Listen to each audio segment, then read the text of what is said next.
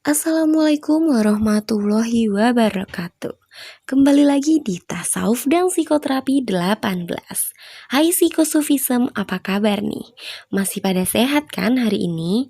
Pokoknya tetap harus jaga kesehatan ya, biar tetap bisa beraktivitas walaupun masih di rumah aja. Kali ini kelas psikologi konseling PPA 5 ditemenin kelompok 6 yang beranggotakan Singgi Friendiansyah, Dinda Putpitasari, Monica Imairadi Saputri, dan juga Daniar Andaresta, yang pastinya bakalan ajak kamu untuk belajar tentang helping people to do things differently atau membantu orang lain untuk berpikir berbeda. Nah, pastinya bikin penasaran dong. So, selamat belajar dan selamat mendengarkan. Latar belakang dan pendekatan perilaku.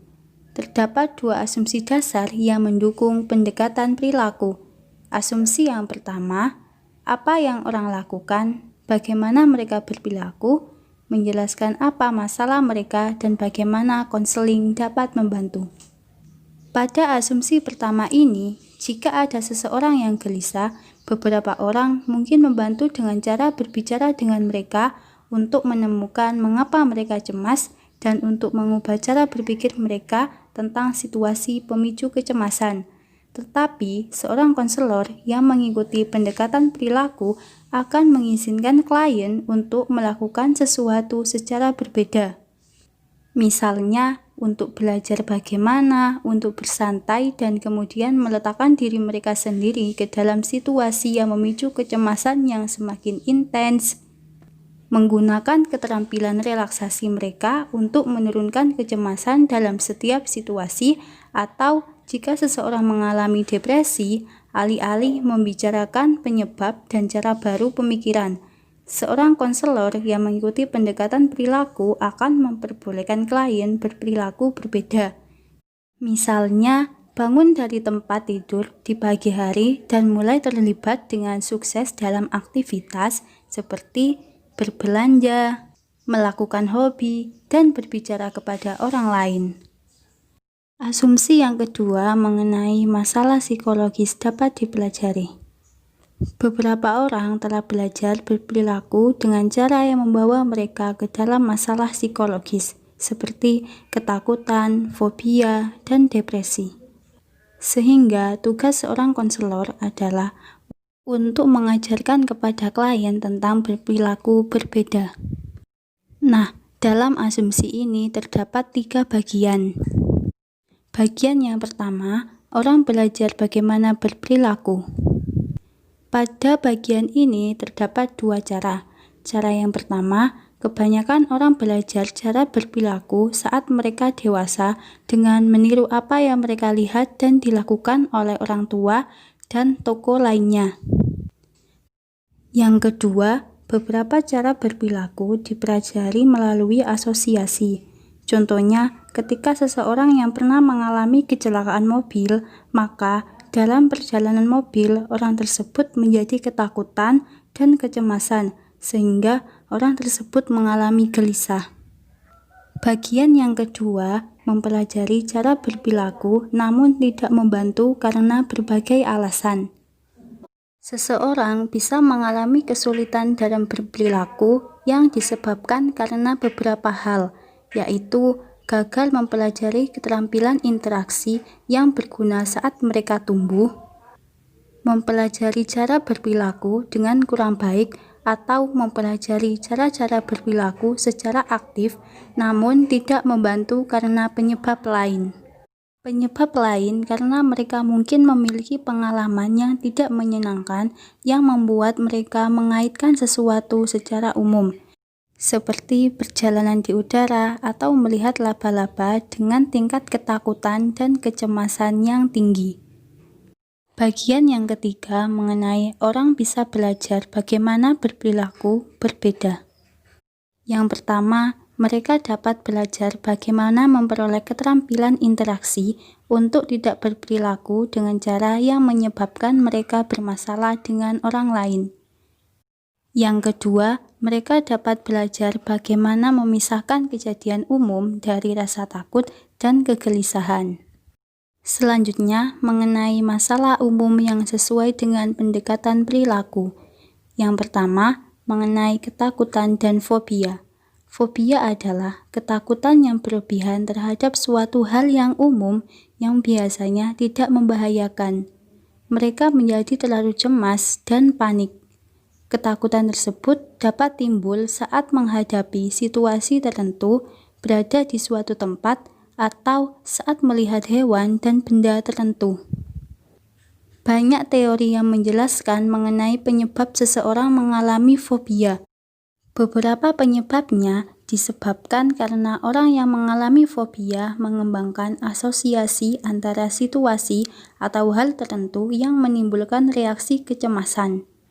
Jadi, setiap kali mereka menemukan atau bahkan memikirkan hal tersebut, mereka menjadi semakin cemas sampai sangat buruk sehingga mereka tidak bisa hidup normal dan menyebabkan perilaku yang berbeda. Kemudian, mengenai membantu penderita fobia. Ada dua cara untuk membantu seseorang yang mengalami fobia. Yang pertama, seorang konselor harus mampu membuat klien melihat apa yang mereka lakukan dan bagaimana mereka bereaksi terhadap situasi atau benda. Tugas seorang konselor adalah membantu klien mempercayai hal itu dengan menggunakan keterampilan yang dapat ditunjukkannya kepada klien sehingga klien dapat mengatasi kecemasannya. Yang kedua, konselor perlu mengajarkan kepada klien tentang keterampilan ini. Keterampilan kuncinya adalah relaksasi. Setelah klien bisa melakukan relaksasi, kemudian klien dihubungkan dengan sesuatu yang ditakuti olehnya. Tujuannya bahwa relaksasi bisa menghilangkan rasa takut dan kegelisahan. Jika seseorang bisa belajar untuk rileks sesuka hati, maka mereka tidak akan bisa merasa panik. Klien belajar untuk menanggapi hal menakutkan bagi mereka dengan cara yang berbeda, yang pada awalnya merespon dengan ketakutan dan kecemasan menjadi menghadapinya dengan rileks. Jadi, pertama, klien dilatih untuk relaksasi otot yang dalam dan konselor meminta klien berlatih di rumah sehingga mereka bisa bersantai sesuka hati. Langkah selanjutnya adalah mengekspos klien pada apapun yang mereka takuti dan memastikan klien dalam keadaan sangat rileks. Kemudian, secara bertahap mengekspos klien pada hal yang mereka takuti. Misalnya, laba-laba. Pertama-tama, konselor meminta klien untuk memikirkan sesuatu yang sedikit memicu kecemasan, seperti dirinya berada di tempat terkunci dengan laba-laba. Kemudian, konselor meminta klien untuk mempraktekkan relaksasi mereka sampai mereka sangat rileks lagi. Proses ini berlanjut dengan peningkatan tingkat paparan laba-laba. Dan harus dipastikan bahwa kita hanya menaikkan levelnya setelah klien bisa menjadi sangat rileks dengan level sebelumnya. Dan pada akhirnya, klien belajar bersantai dengan laba-laba sungguhan yang berada di dalam ruangan dengan dirinya. Kemudian mengenai keterampilan interaksi sosial. Orang mungkin tidak memiliki keterampilan dasar yang memungkinkan mereka berinteraksi dengan orang lain. Misalnya, mereka mungkin tidak memiliki keterampilan melakukan kontak mata, menggunakan ekspresi wajah, berbicara ringan, atau melakukan percakapan introduktori. Sehingga orang mungkin memiliki keterampilan ini, tetapi tidak dapat menilai situasi untuk menggunakannya dengan tepat. Dasar pendekatannya adalah bahwa orang menggunakan keterampilan interpersonal untuk bernegosiasi dengan cara mereka melalui interaksi sosial, dan keterampilan ini dapat dipelajari. Kurangnya keterampilan ini atau penggunaannya yang tidak tepat dapat menyebabkan beberapa masalah, termasuk menghindari orang atau situasi, bertindak tidak pantas, seperti kemarahan yang berlebihan. Salah satu cara yang dilakukan oleh konselor adalah dengan menggunakan pendekatan fokus pada perilaku klien. Untuk membantu orang adalah dengan melatih klien menggunakan keterampilan interaksi sosial ini. Kemudian, Cara membantu terapi. Pertama, pelatihan Ways of Helping Skills, bisa disebut ST. Untuk membantu meningkatkan cara kita melakukan sesuatu dan mendapatkan hasil yang berbeda, sejumlah pendekatan pelatihan berbasis keterampilan telah dikembangkan, termasuk pelatihan keterampilan sosial, ketegasan, pengelolaan amarah, kecakapan hidup, personal efektivitas, keterampilan mengatasi, dan pembinaan. Semua bentuk bantuan ini pada dasarnya adalah tentang mengembangkan berbagai keterampilan untuk mengubah apa yang kita lakukan dan bagaimana kita berhubungan dengan orang lain. Dalam menggunakan pendekatan ST, dua rangkaian proses kunci digunakan. Satu, berfokus pada perilaku klien. Yang kedua, berfokus pada keterampilan mereka. Dalam hal perilaku, ST menggunakan kerangka ABC sebagai fokus antecedent, yaitu apa yang menyebabkan perilaku tertentu. Kemudian perilaku, yaitu perilaku apa itu, dan yang terakhir konsekuensi, yaitu apa yang terjadi setelahnya. Dalam hal keterampilan, ST menjalani langkah-langkah berikut. Pertama, menilai dan mengevaluasi keterampilan orang tersebut. Misalnya, melihat perilaku apa yang ingin mereka tunjukkan dalam skenario ABC di atas, dan apa yang sebenarnya mereka lakukan, dan apa perbedaannya dulu. Yang kedua, berikan pembinaan dan instruksi untuk mengembangkan keterampilan baru atau menyempurnakan yang sudah ada. Yang ketiga, bantulah orang tersebut melatih keterampilan baru. Yang keempat, berikan umpan balik yang sensitif dan sesuai serta dukungan dalam penggunaan keterampilan tersebut. Kuncinya adalah fokus pada perilaku dan memecah perilaku menjadi bagian-bagian kecil yang masing-masing dapat dimodifikasi. Sebagai contoh, Paula mengatakan, "Saya akhirnya menghindari kontak mata dan membuat alasan untuk tidak mengajak tamu makan siang di tempat kerja. Karena saya tidak tahu harus berkata apa kepada mereka. Dan saya khawatir pendekatan apa yang akan mereka pikirkan." Yang dibahas di bab selanjutnya mungkin berfokus pada pikiran, emosi, proses bawah sadar, atau kekhawatiran Paula tentang apa yang mungkin dipikirkan orang lain tentang dirinya. Dalam pendekatan perilaku, fokus kami adalah pada perilaku menghindari kontak mata, menghindari mengajak seseorang makan siang, dan tidak mengatakan sesuatu. Tujuan kami dengan Paula adalah untuk mengurangi insiden dia menghindari kontak mata dan mengajak tamu makan siang serta untuk meningkatkan keterampilannya. Kami memungkinkan besar akan melakukan dua hal. Yang pertama, membantu Paula untuk meningkatkan keterampilannya sehingga dia terlatih dengan baik untuk mengatakan sesuatu dalam situasi sosial baru dan dalam melakukan kontak mata yang tepat, tersenyum kepada orang-orang, alih-alih terlihat cemas.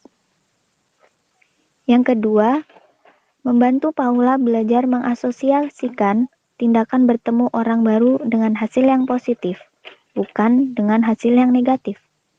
Oleh karena itu, kami mendorong Paula untuk mengasosiasikan pertemuan dan mengajak tamu kantor untuk makan siang dengan hasil yang positif, seperti mempelajari hal-hal menarik tentang tamu dan merasa kompeten saat dipercaya untuk menjaga orang yang penting.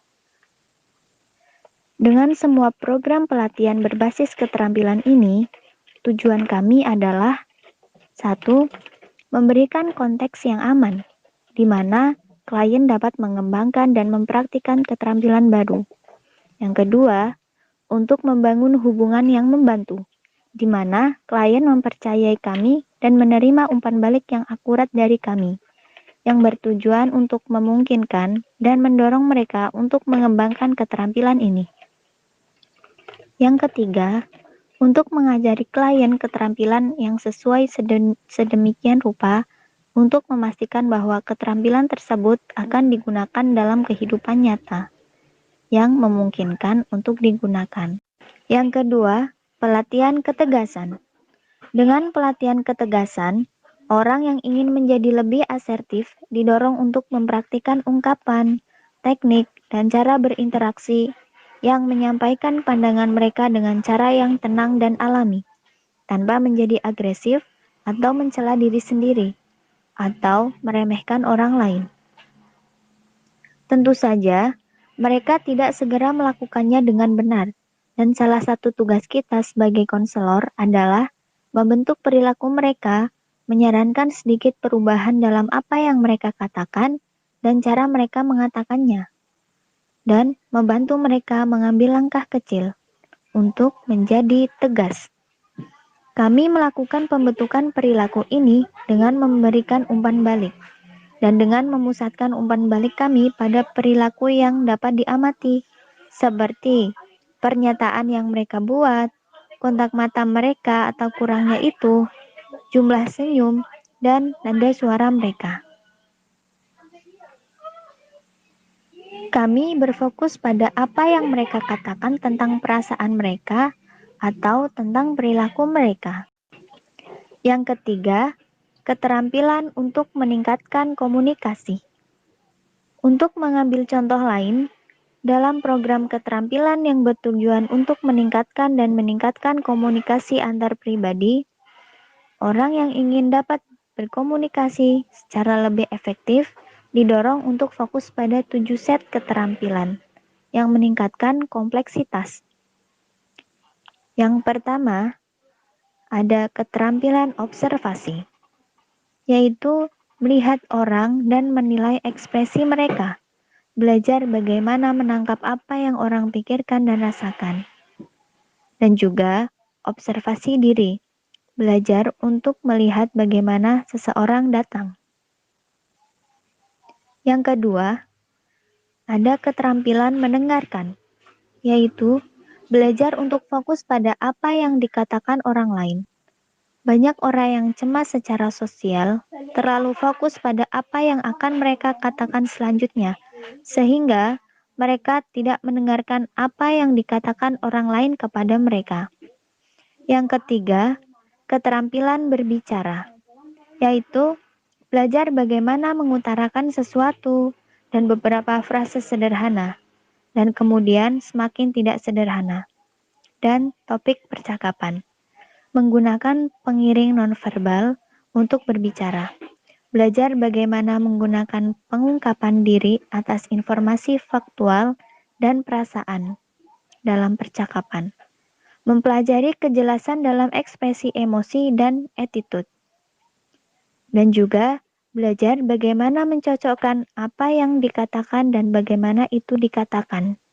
Seperti main-main, bercanda, dan serius dengan situasi mood.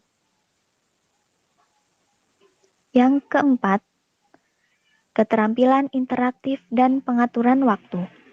Belajar bagaimana menghubungkan poin dan ide Anda dengan orang lain. Intervensi waktu dengan cara yang menunjukkan pengakuan orang lain dan membangun apa yang dikatakan dan dilakukan orang lain. Yang kelima, ekspresi sikap, yaitu belajar bagaimana mengekspresikan sikap dan keyakinan dengan cara yang tidak agresif, menyesuaikan gaya Anda dengan gaya orang lain, atau sengaja memilih gaya yang berbeda untuk mempengaruhi orang lain.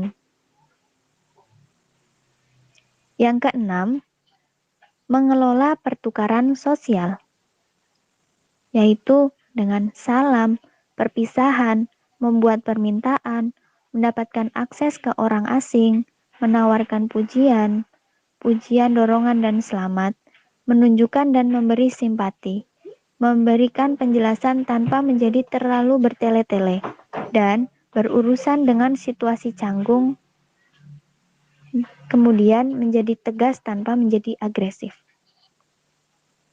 Yang terakhir, ada pelatihan situasi.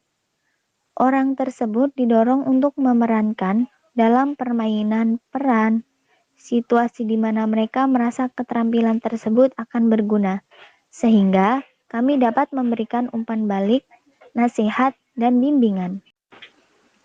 Yang keempat, membuat pelatihan keterampilan yang relevan dan efektif. Program ST harus disesuaikan dengan kebutuhan individu orang atau kebutuhan khusus kelompok. Mengingat hal ini, kita perlu memikirkan 6 poin berikut. Yang pertama, alasan program pelatihan ST perlu didefinisikan dengan jelas dan eksplisit, sehingga klien memahami peran yang kita ambil dan tugas yang diminta untuk mereka lakukan. Kita bisa menggunakan kontrak dalam program ini.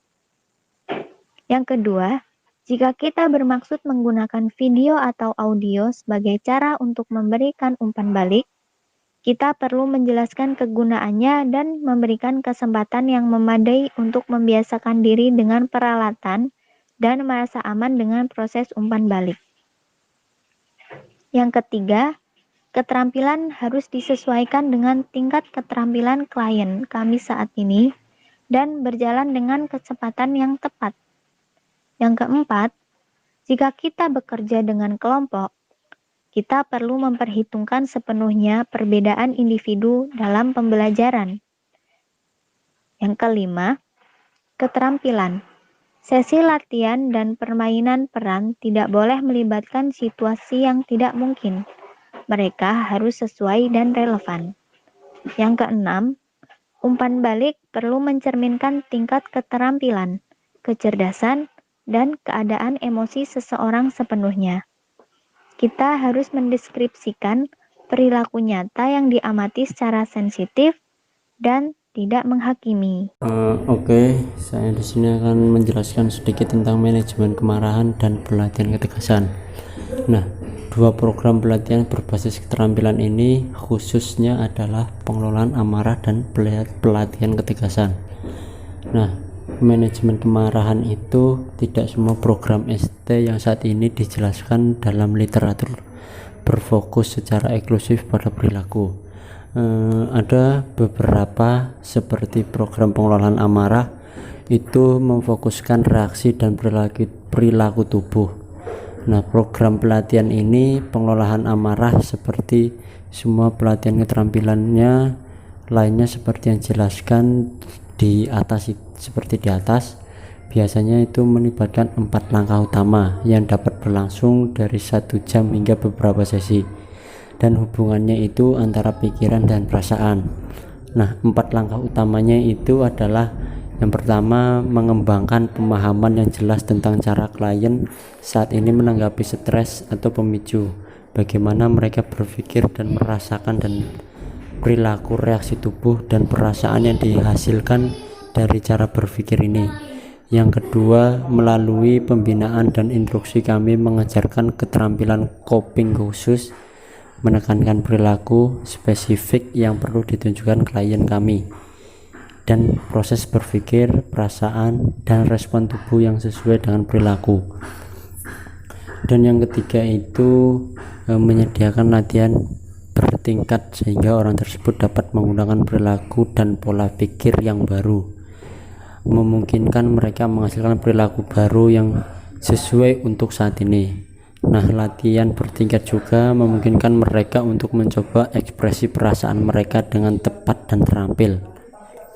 Dan yang keempat itu, yang terakhir, memberikan umpan balik yang jelas secara sensitif, secara bertahap membentuk perilaku dan pemikiran mereka sehingga mereka menghadapi situasi stres dengan lebih tepat. 4 penjelasan ini tentu saja merupakan langkah-langkah dasar dari semua program ST. Perbedaannya adalah bahwa program khusus ini mengamati dengan cermat hal-hal yang orang katakan kepada diri mereka sendiri saat mereka berperilaku tak alternatif, yang akan memungkinkan mereka untuk mengatasi situasi dan tindakan dan tidak meledak dalam kemarahan. Yang selanjutnya itu adalah pelatihan ketegasan dalam cara yang sedikit mirip dengan pelatihan manajemen amarah. Pelatihan ketegasan ini umumnya melibatkan untuk menarik perhatian klien kepada ke pola bicara sendiri dan cara berhubungan dengan orang lain. itu juga melibatkan pengajaran seperangkat keterampilan yang terkait, tetapi hanya berbeda sedikit. Untuk dalam konteks pelatihan ketegasan ini berarti pengungkapan kebutuhan dan perasaan sendiri dengan cara yang menunjukkan penghormatan terhadap kebutuhan, perasaan, dan hak orang lain. Ada beberapa orang yang tidak terampil dalam pernyataan menggunakan agresi untuk mengekspresikan kebutuhan mereka sendiri. Antara lain itu adalah sama sekali tidak mengungkapkan kebutuhan mereka. Oleh karena itu, pelatihan ketegasan sama lazimnya dengan orang yang sombong, seperti halnya dengan orang yang terlalu lemah lembut. Ada banyak klien salah mengira agresi sebagai ketegasan atau takut bersikap asertif karena mereka pikir mereka akan dianggap sebagai gaya dan pendekatannya. Selanjutnya, mengatasi perasaan marah. Salah satu cara merefleksikan konflik yang belum terselesaikan yaitu tenang. Itu adalah kunci untuk mengalahkan marah pada diri sendiri. Bahkan jika memikirkannya hanya bisa membuat kesal. Jadi kita harus berhenti untuk memikirkannya dan meredam rasa marah. Dan juga kita tidak boleh untuk tersinggung. Salah satu tugas pelatihan ketegasan adalah memungkinkan mereka melihat bahwa orang yang tegas menghormati orang lain, sedangkan orang yang agresif menunjukkan rasa tidak hormat kepada orang lain. Beberapa situasi umum di mana orang yang tidak memiliki keterampilan asertif memiliki masalah, yaitu merasa sulit atau merasa tidak mampu mengatakan ketika diminta untuk melakukan sesuatu. Yang kedua, merasa tidak mampu menolak kemajuan ataupun menolak saran yang dibuat oleh orang lain. Yang selanjutnya, merasa marah dengan seseorang tetapi tidak memiliki keterampilan untuk mengungkapkan dengan tenang. Selanjutnya, merasa dimanipulasi oleh orang lain tetapi tidak tahu apa yang harus dilakukan. Yang selanjutnya yaitu ingin meminta bantuan atau membuat permintaan khusus tetapi kurang percaya diri untuk melakukannya. Dan juga ingin mengatakan sesuatu tetapi tidak memiliki keterampilan untuk melakukannya, jadi tidak jadi mengatakan apa-apa. Mengalami kesulitan mengelola konflik di rumah, di tempat kerja, atau dengan teman. Berurusan dengan kritik, sniping, dan omelan. Seperti program ST lainnya, mengembangkan program ketegasan yang sesuai melibatkan mengidentifikasi kebutuhan ketegasan klien, mengajarkan teknik ketegasan khusus, mempraktikkan teknik ini dan memberikan umpan balik tentang keterampilan mereka. Beberapa teknik yang mungkin kita gunakan termasuk meminta klien menggunakan bahasa dengan baik dan benar. Mengajari mereka bagaimana tetap pada intinya dan mengatakan dengan jelas dan langsung apa yang mereka inginkan dan rasakan. Mengajari mereka bahwa mereka memiliki hak yang sama untuk berbicara dan pandangan mereka wajib didengarkan. Pelatihan ketegasan telah terbukti efektif untuk berbagai kelompok klien dalam mempromosikan ketegasan dan mengurangi kecemasan. Ini termasuk orang-orang yang dirujuk ke layanan kesehatan mental, narapidana, perawat, manajer yang bekerja di sektor publik seperti pendidikan dan kesehatan, serta staf yang bekerja di kantor tunjangan. Yang selanjutnya, pemecahan masalah, penetapan sasaran, dan perencanaan tindakan. Penyelesaian masalah. Pemecahan masalah merupakan teknik sederhana, namun cara ini sangat ampuh dan efektif untuk membantu klien mengubah apa yang mereka pikirkan. Pemecahan masalah ini mencakup 3 tahap. Yang pertama, mengidentifikasi masalah dengan jelas. Mengidentifikasi masalah merupakan tahapan terpenting, karena perasaan tidak nyaman, khawatir, atau depresi sangat sulit untuk dicapai dan diatasi. Namun, masalah spesifiknya malah jauh lebih mudah. Ini menunjukkan beberapa proses yang mengarah pada kemampuan mengidentifikasi apa yang lebih baik pada setiap masalah. Cara mengidentifikasi masalah sebenarnya tidaklah sulit, karena membuka pikiran klien merupakan kunci utama untuk menemukan masalah yang sebenarnya sedang dihadapi oleh klien. Tahapan kedua yaitu menghasilkan solusi. Teknik dasar menemukan solusi adalah meminta klien untuk memilih salah satu masalah yang telah diidentifikasi dan memikirkan solusinya sebanyak mungkin. Setelah memiliki daftar atas solusi sebanyak mungkin, klien diminta untuk memutuskan solusi mana yang akan dipilih olehnya. Dan konselor tidak diperkenankan untuk memilihkan dan mendikte klien. Langkah selanjutnya yaitu mengambil STEP untuk memecahkan masalah. Select a solution atau pilih solusi. Memilih solusi berarti melihat melalui daftar dan memutuskan yang paling menjanjikan. Selanjutnya try it out atau mencobanya. Mencoba berarti meminta klien untuk mencoba solusi yang dipilihnya, juga melihat apa yang akan terjadi. Selanjutnya evaluate what happened atau mengevaluasi apa yang terjadi. Sangat penting untuk mendorong klien mengevaluasi keberhasilan mereka atas solusi yang telah dipilih, karena mungkin solusinya itu tidak memberikan jawaban yang lengkap atas permasalahannya. Langkah terakhir yaitu persist until you feel better, atau bertahan sampai Anda merasa jauh lebih baik. Jika solusi yang dipilih sudah tepat, maka klien akan merasa jauh lebih baik. Setelah itu, klien diminta untuk bertahan sedikit lama agar perasaannya benar-benar membaik. Penggunaan pemecahan masalah. Metode pemecahan masalah juga dapat digunakan secara efektif dengan suatu jangkauan kesulitan yang lebih kompleks. Seperti semua teknik yang berhubungan dengan perilaku, pemecahan masalah bekerja dengan berfokus pada apa yang dilakukan seseorang dengan memodifikasi itu, sehingga mereka melakukan sesuatu dengan cara berbeda. Selanjutnya, penetapan tujuan. Dalam banyak hal, penetapan tujuan adalah bagian dari tahap pilih solusi yang sudah dijelaskan sebelumnya. Tetapi ini melibatkan melihat langkah dan pembuatan yang dipilih, dipastikan bahwa sub langkah yang diperlukan jelas dan dikerjakan dengan baik.